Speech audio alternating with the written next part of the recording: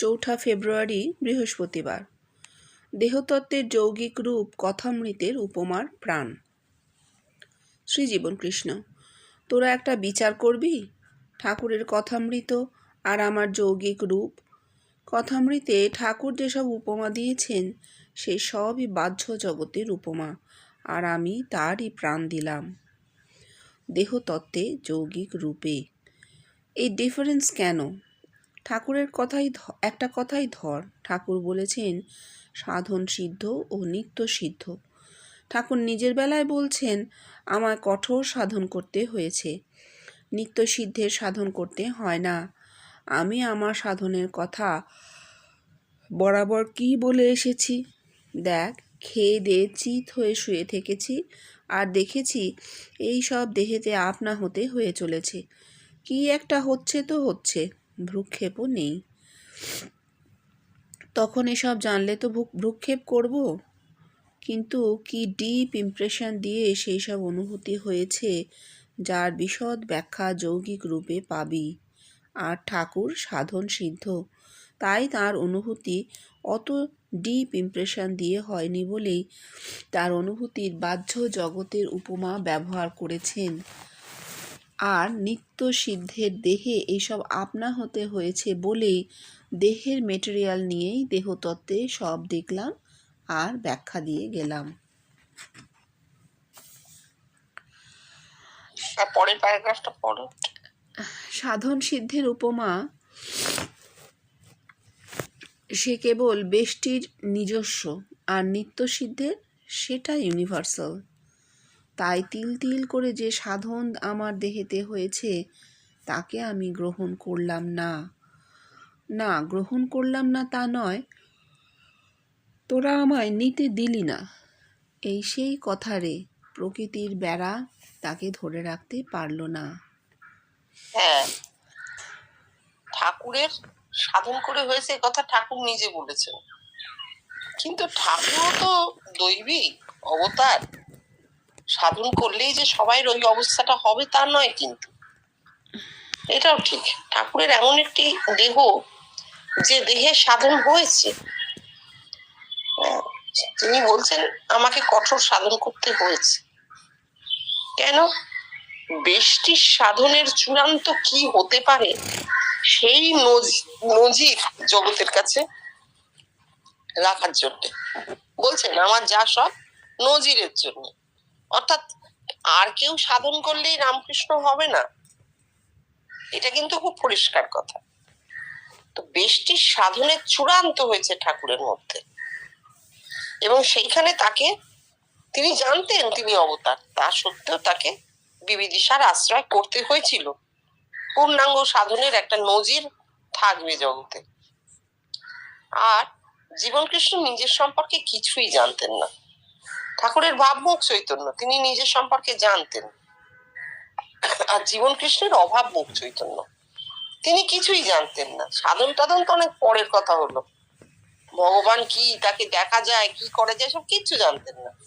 সাধারণ ঘরের একটি সাধারণ ছেলে, বাচ্চা ছেলে। সে ওই পড়াশোনা করে, খেলাধুলো করে, বাবা মা নেই, দাদু দিদার কাছে মানুষ। কিন্তু তার অনুভূতি শুরু হয়েছে। এতদিনের ধর্মজগতের ইতিহাসে মানুষ সাধনা করে যেসব অনুভূতি লাভ করে, বহু সাধনায় একটা অনুভূতি লাভ করে, সেই সব অনুভূতি তার মধ্যে আপনা থেকে ফুটে উঠতে লাগলো। তিনি সাধনের কিচ্ছু জানেন না, একটা মন্ত্র পর্যন্ত জানেন না, কিন্তু অনুভূতিগুলো পেতে থাকলেন। এবার একে যদি ধরো যে এতদিনকার জগতের ব্যষ্টির সাধনের অনুভূতি ফুটে উঠে শেষ হয়ে গেল, তার মধ্যে দিয়ে ফুটে উঠে তার চূড়ান্ত অবস্থাটাকে শেষ করে দিল, এখানেই তার ইতি, তাহলে আমাদের সেটাই ধরতে হবে। জীবনকৃষ্ণের মধ্যে ব্যষ্টির সাধনের অনুভূতি গুলো ফুটে ব্যষ্টির সাধন কমপ্লিট করে দিল, শেষ। এরপর আর ব্যষ্টির সাধন হবে না। এইটাই হচ্ছে তার নিত্য সিদ্ধের মতন দেহ। দেহটা এরকম, তিনি নিজে জানতেন না। নিজের নিত্য মানে তো নির্গুণ, নির্গুণ থেকে এই সমস্ত তার দেহে পড়তে গেছিল তার অজ্ঞাতসারে। এইবার পড়তে যাবার পর এই যে তিল তিল করে তার দেহেতে ফুটলো, মরতে যাবার পর আর কেউ হলে তার তো সে তো অহংকারের ডিপো হতো না। কিন্তু যেহেতু তিনি সাধন করেননি, যেহেতু তিনি এর বিন্দু বিসর্গ জানতেন না, তার অহংকার হলোও না। তিনি কি ভাবলেন ও সকলেরই হয় এরকম। এইবার জগৎ, অর্থাৎ এটা হচ্ছে স্টেপিং স্টোন। বেষ্টির সাধনের চূড়ান্ত অবস্থা ফুটে ওঠাটা হচ্ছে জীবন কৃষ্ণের ক্ষেত্রে স্টেপিং স্টোন। অর্থাৎ এর পরের যা আছে তা ফুটবে। এরপরে আছে বিশ্বব্যাপিত্ব। বিশ্বব্যাপিত্ব তো আর বেষ্টিতে ফুটবে না, সেটা ফুটবে বিশ্বব্যাপিত্বেই। এই জগতের লোক কাছে এসে বলতে শুরু করলো। কেন বললো? তাদেরও দেহে সাধন হচ্ছে, তো তারাও তো অনুভূতি পাচ্ছে, তারাও সেই সাধনের অনুভূতি পেয়ে এসে বলছে, এবং সেগুলো তাদেরও অজ্ঞাতসারে। জগতের লোকেরও কিন্তু অভাব মুখ চৈতন্য, তারাও জানে না তাদের অবস্থা কি। হ্যাঁ জানো না, জানে না, আপনাকে দেখলো এই যে বলছে এসে, সে জানে না কেন দেখলো, কি দেখলো, অথচ হচ্ছে। এই হচ্ছে জগৎ ব্যাপিত। জগৎ ব্যাপিতে জগতের মানুষও জানে না কি হচ্ছে, কিন্তু হচ্ছে। এই যখন এসে বলতে শুরু করলো, তখন ধীরে ধীরে ধীরে ধীরে দীর্ঘদিন ধরে তার মাথায় তলালো, ও আচ্ছা এটা অন্য জিনিস, এটা তো বেশি নয়, এরা তো কেউ সাধন করেনি, আমি যেমন করিনি এরাও করেনি, তাহলে কি হচ্ছে? তাহলে এইটাই হচ্ছে জগৎ ব্যাপিত অভাব মুখ চৈতন্যে ধীরে ধীরে ধীরে ধীরে প্রকাশ ঘটছে, অনুভূতি প্রকাশ ঘটে মানুষটাকে জানিয়ে দিচ্ছে।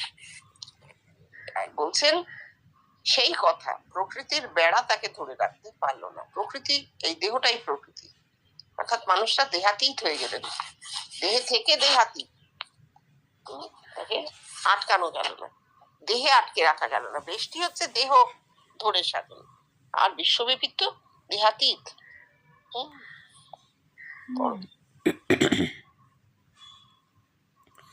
এমন সময় তারাবাবু এসে উপস্থিত। তাকে দেখে শ্রী জীবনকৃষ্ণ বলে উঠলেন, কে রে, তারা যে রে? আয় ভাই আয়, এতদিন কোথায় ছিলি? কোথাও গেছিলি নাকি?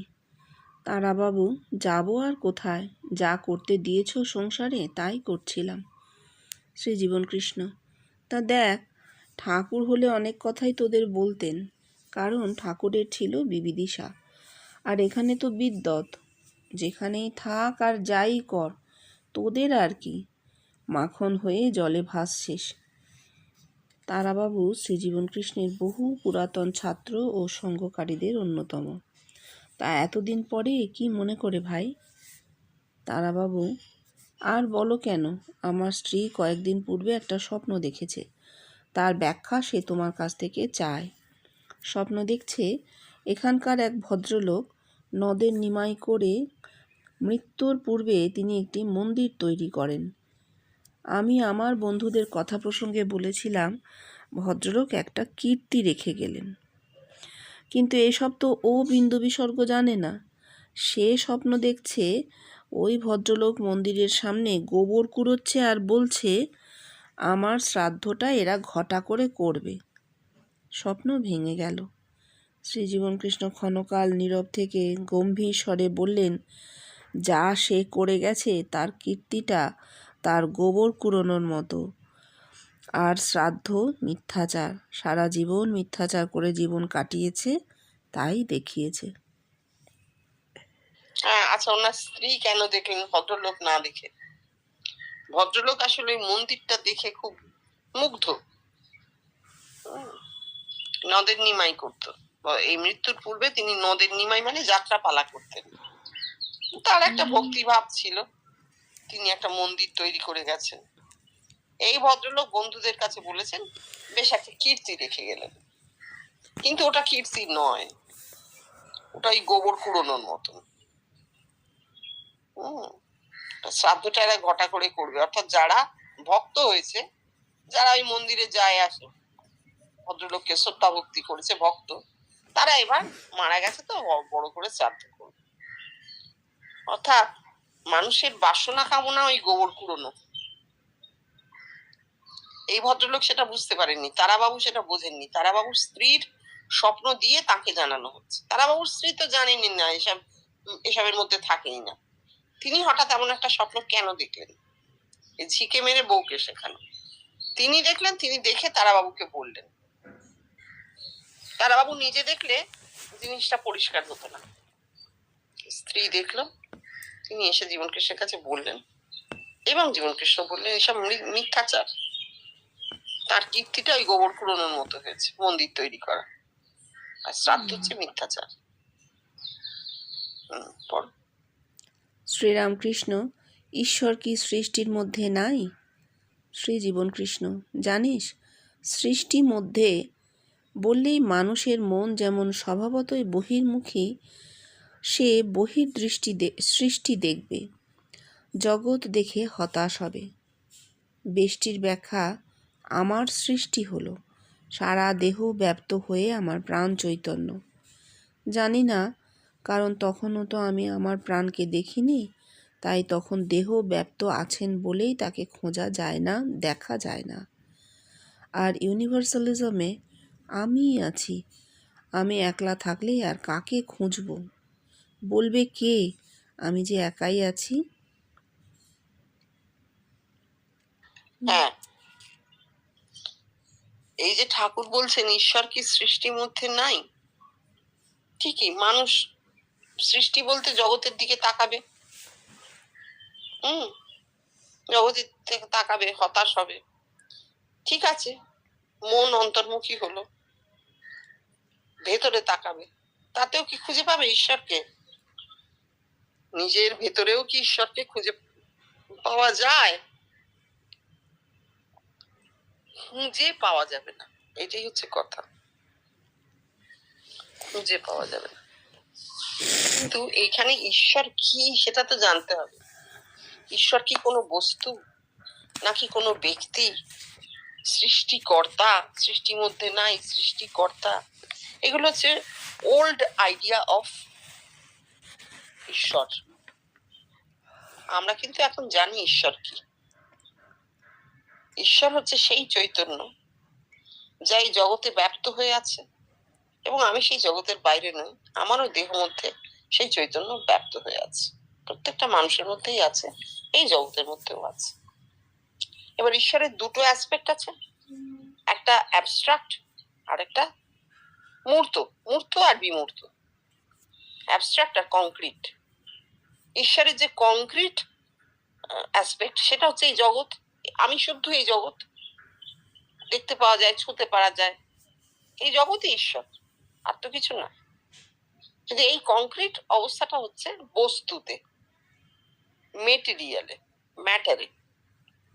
আর যে বিমূর্ত অবস্থাটা আছে, যেটা বিশুদ্ধ বলে আমরা মনে করি, কেননা বস্তু অবস্থায় এত বিভিন্নতা যে সেখানে পুরো জিনিসটাকে একসঙ্গে ধারণা করা আমাদের পক্ষে সম্ভব নয়। জগৎ তো ত্রিকাল, ত্রিকালকে ধারণা করা যায় না।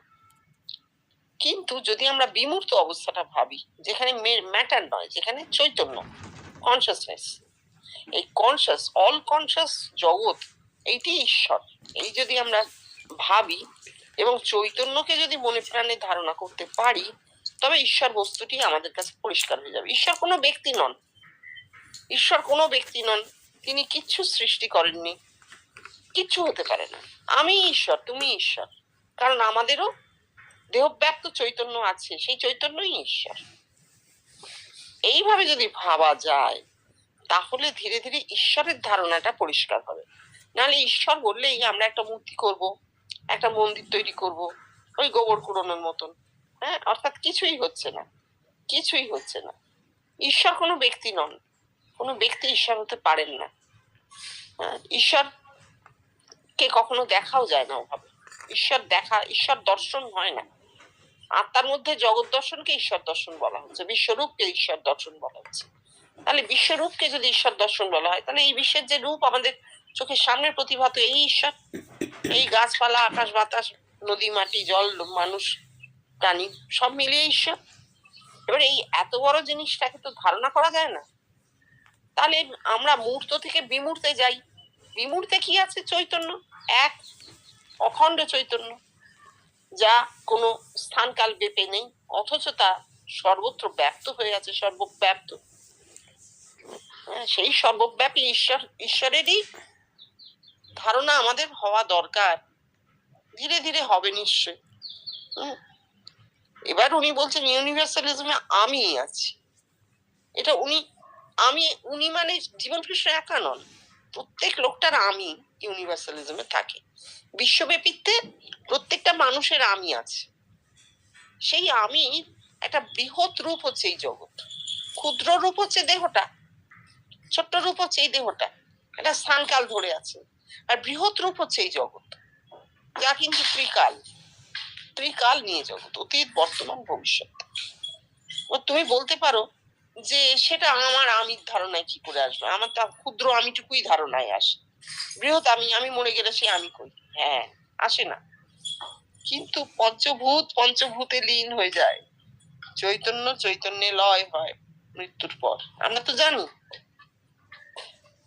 সুতরাং কোনো কিছু তো হারায় না, দেহটা ভেঙে যেতে পারে, চৈতন্য যাবে কোথায়? চৈতন্যের তো লয় ক্ষয় নেই।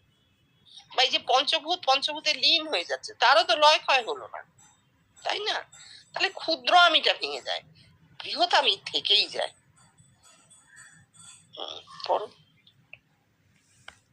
আচ্ছা ধীরেনবাবু, 1 নম্বর ধীরেনবাবু, আপনারা আমায় কেন দেখছেন বলুন তো? ধীরেনবাবু: বলতে পারি না।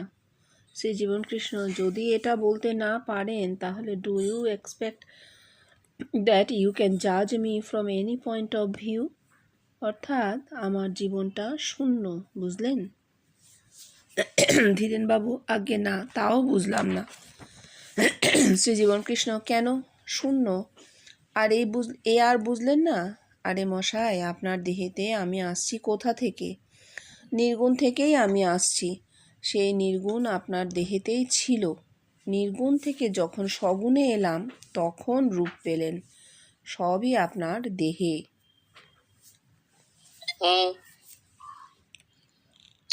শূন্য মানে নির্গুণ মানে এই শূন্যটা কেউ বুঝতে পারে না।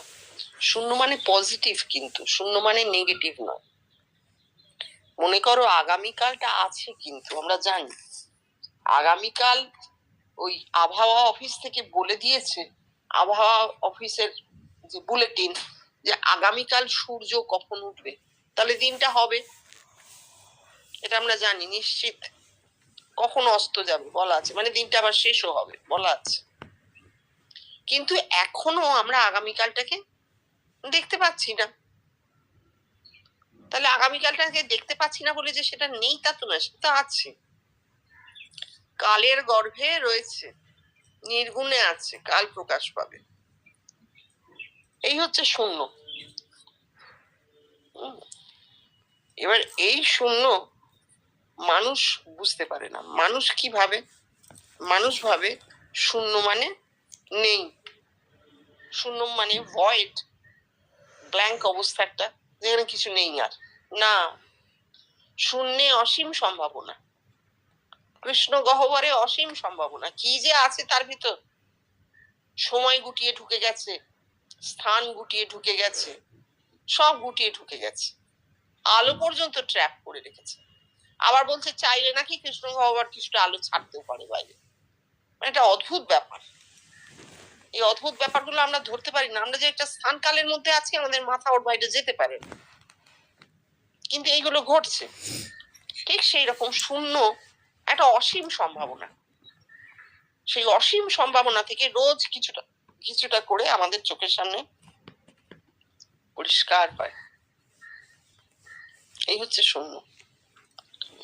কিন্তু সাধারণ মানুষ চট করে এটা ধরতে পারেন না। আর ধীরেনবাবু 1 নম্বর মানে তিনি সেই ধীরেনবাবু, তিনি সেই চোখগুলো কেমন বেরিয়েছিলেন রাস্তায়, উনি ডেকে বলছেন, আচ্ছা ধীরেনবাবু আপনি এসে বসুন তো।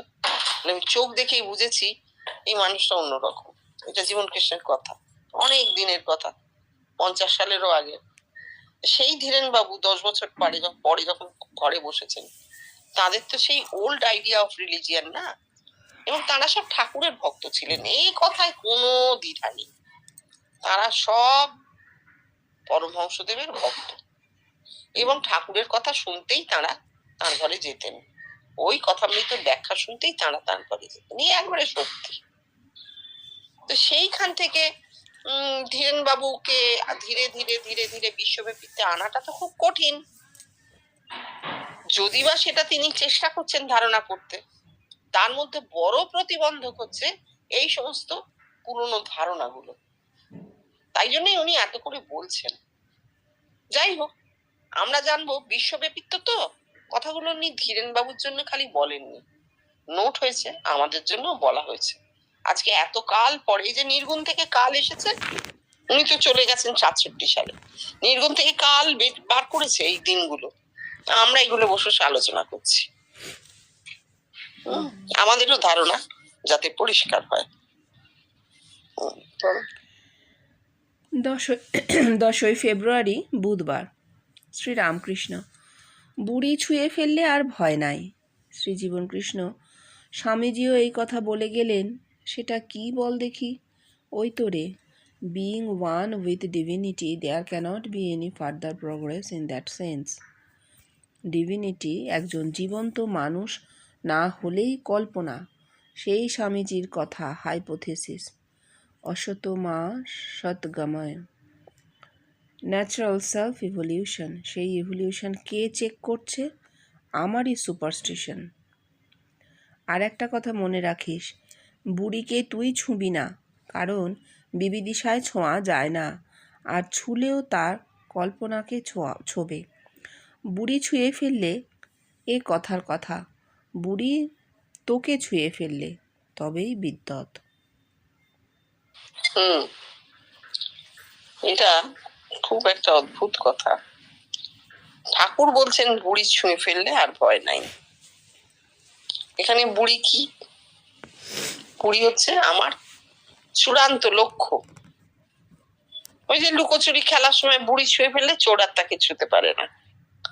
চোর হচ্ছে গুণগুলো, দেহের গুণগুলো। বুড়ি যেই ছুঁয়ে ফেললাম, চোর আমাকে আর ছুঁতে পারবে না। এই তো ছিল আমাদের লুকোচুরি খেলা ছোটবেলায়, মনে পড়ে? সেই রকম বুড়ি যেই ছোঁয়া হলো, চোর আমাকে আর কিছু করতে পারবে না, অর্থাৎ আমার দেহের গুণগুলো আমাকে আর উত্তক্ত করতে পারবে না। বুড়ি ছোঁয়া মানে ভগবান দর্শন হয়ে গেল। যে মুহূর্তে আত্মার সাক্ষাৎকার হয়ে গেল, দেহের গুণ আর কিছু করতে পারবে না। কেন? দেহের সারই তো আত্মায় পরিণত হয়েছে, আর কিছু করতে পারবে না। এটা ঠাকুর বলছেন। আর স্বামীজি কি বলছেন? Being one with divinity, there cannot be any further progress in that sense. Swamiji কিন্তু বুড়ির কথা আর বললেন না, বেশটি ছাড়িয়ে চলে গেলেন।